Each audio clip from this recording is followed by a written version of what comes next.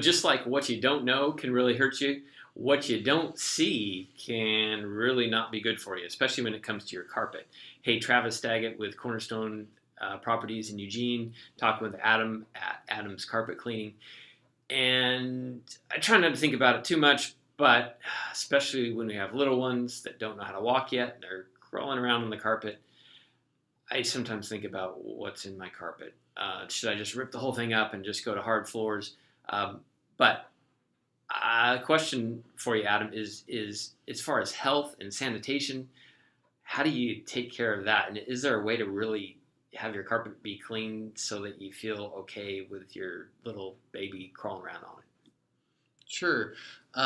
Well, first of all, we're using commercial truck-mounted hot water extractors, so the temperature of the water is much more hot than these little machines that you could rent at Home Depot, like the Rug Doctor or just a hot water extractor. It's more using hot water from the tap.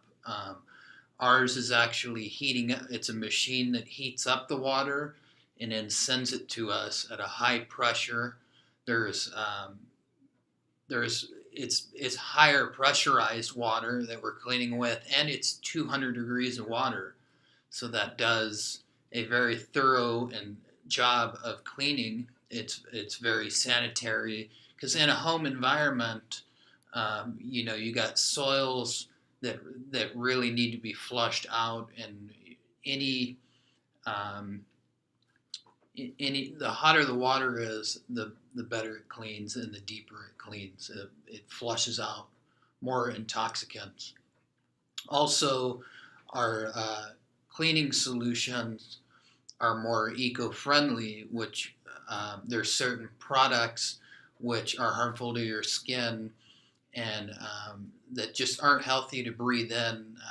Some carpet cleaning products have turpentine solvents and things like that you shouldn't be breathing, your family shouldn't be breathing.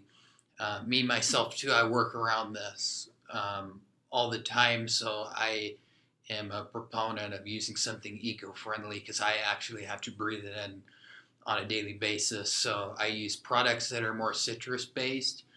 I like to go as natural as I can get, and these products are made with orange peel and things like that versus harsh solvents.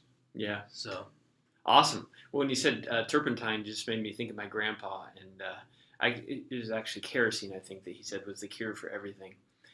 So don't do it. Don't use those kind of things. And if you use somebody like Adam, you don't have to worry about that.